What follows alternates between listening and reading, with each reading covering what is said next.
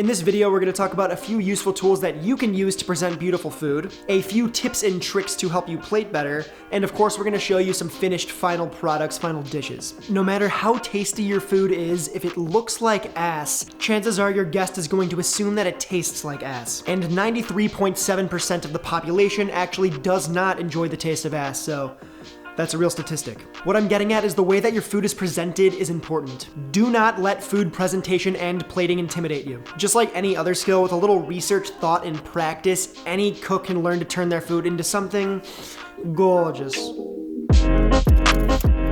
We have arrived. We'll start things off at my buddy Jason's kitchen for a quick lesson on plating. Jason has spent some time in some pretty tight, high-end kitchens around the city, and he's an all-around badass cook. Due to COVID-19, like so many other restaurant people, Jason has had to pivot to figure out another way to make a living. So he and his friends started this catering business working out of a ghost kitchen, which is where this was all shot. My name is Jason. I cook. Right now I cook for a lot of people. And that's it. It's my life. That's it? Alright, fair enough. Okay, so we've met the cast of characters. The espresso situation seems to be handled. Let's jump right into it. The first plating tip is to choose the proper dish. Think about the end result. Think about what you're aiming for. How big do you need the dish to be? Do you need a bowl or a plate? How deep or shallow should the bowl be? Do you need your sauce and other components to rest a certain way on the dish? What color is the food and will it contrast well with the dish? These are all questions that you should ask yourself when choosing the right dish. Every good painting needs an appropriate canvas. Tip number 2, utilize sauces. And I apologize in advance for all the painting analogies, but think of purees, emulsions, and reduction sauces as edible paint. Use interesting, colorful sauces to add character and shine to the plate. In this case, we're using a vibrant, almost atomic green pea puree to contrast against the black plate, which is really gonna pop. Oh, mama. Tip 3, utilize fresh herbs. Cooking with herbs and edible flowers is a fantastic way to impart a buttload of flavor into your food without adding fat, salt, or other flavorings. Fresh herbs and flowers can add a ton of texture, some pattern, and height, so don't sleep on them. A cool little trick is to first shock your herbs in an ice bath, then run them through the salad spinner. The shock-spin combo wakes the herbs up and makes them super perky and fluffy. Tip 4 is to think in odd numbers. Alright, it's obvious I'm not a brain doctor or interior designer, but it's true that plating food in odd numbers tends to be more appealing to the eye. I've read that this is because odd numbers are more effective at capturing gaze because they force your eyes to sort of move around the subject, allowing the brain to take in more detail. Again, not a doctor, but I do know what looks good, and odd numbers look sexy on the plate. Tip 5 is hot food, hot plate. Now, this is sort of a restaurant trick, but it could also be done at home. Think about the finished dish. If the food that you're serving is hot, then the plate should be hot or at least warmed through. Keeping hot food on a hot plate keeps the food to temp longer. The opposite stands true for cool or cold food. Moving on to tip number 6, and that is to dress food off the plate that you plan to serve on. Put our protein down first. I like to dress protein before I put it on the plate usually, but since we're building the salad on top of it, it'd be kind of difficult to transfer, so we'll do it like this. Speaking of the salad, tip number 7 is to utilize height in your presentation. Tall food that stands upright or towers over the plate, has the ability to really wow the guests without having to put in much effort. And that wow factor is perceived value, which, if we're being honest, is a huge reason food presentation is so important in the first place. Tip number 8 is to embrace the tableside pour. The way I would present this is I would have this arrive at the table like this, because I think it looks beautiful as it is. And then sauce it at the table so they get a chance to see it in its, in its glory. Yeah, just grab your trusty spoon. This one's mine. That's your spoon? My old chef. Let me see that boy. Let me see that boy. That's me. My old chef gave me this. Jay's son. Chingon, yeah. Saucing food in the dining room is a super old tradition, but has really become popular again in recent years, and I'm all about it. It's just another way to make the dining experience more memorable. Tip number 9, use finishing oils, salts, and seasonings to accent the final dish. Whether it's laying some colorful aromatic oil over a sauce, dusting a powder over a protein, or just laying some textured salt over the food, ingredients meant to accent food are a great way to sort of almost literally put the cherry on top. Moving on to scallop dish number 2, now let's utilize that green puree I was talking about. I just want to envision where you're going to have your swoosh, so I kind of want it from here to here. So just one, boom, just put the glob down where you want to start, the spoon down.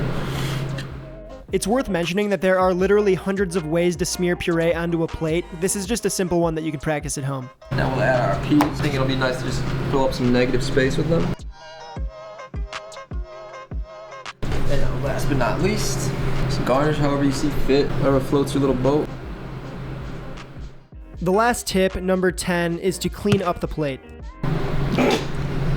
Yeah, $60 whiskey to clean the plate, baby. So this is a black plate, so you can see every little smudge, right? You don't want that. No, we don't. Believe it or not, alcohol is a great tool to clean plates because it evaporates much faster than water. Usually an ultra high proof Everclear or something similar to that is used, instead of, say, good Scotch whiskey, but, you work with what you got on hand. There you have it, 10 tips that you can use right now to make your food look hot as heck. Okay, everybody say peace and thank Jason for his time and energy. Thank you, Jason. Real quick before we wrap things up, I want to mention a few valuable tools that I think could help you get creative with plating.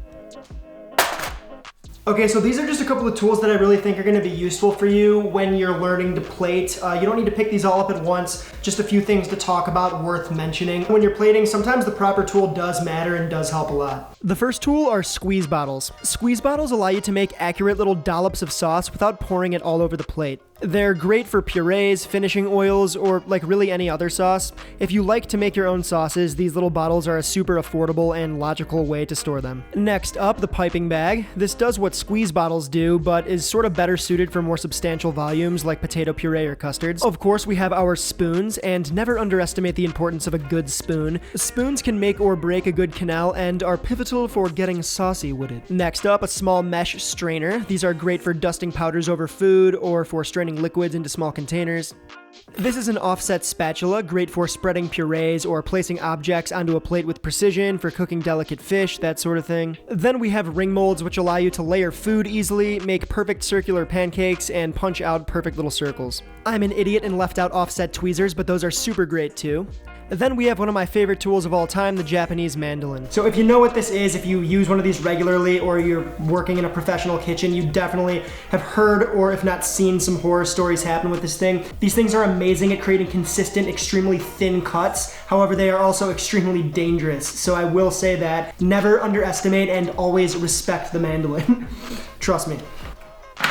Hopefully this little video serves your noble quest to learn more about and to practice food presentation techniques. Remember, no matter if it's a plated dish or food served family style, people eat with their eyes before their stomach. So if your food looks gnarly, you're already starting off on the wrong foot, do your best to keep presentation in mind. Also remember, especially if you're cooking for friends and family, don't let this whole plating thing stress you out. No one's expecting you to execute a 3 Michelin star dinner, so just have fun with it.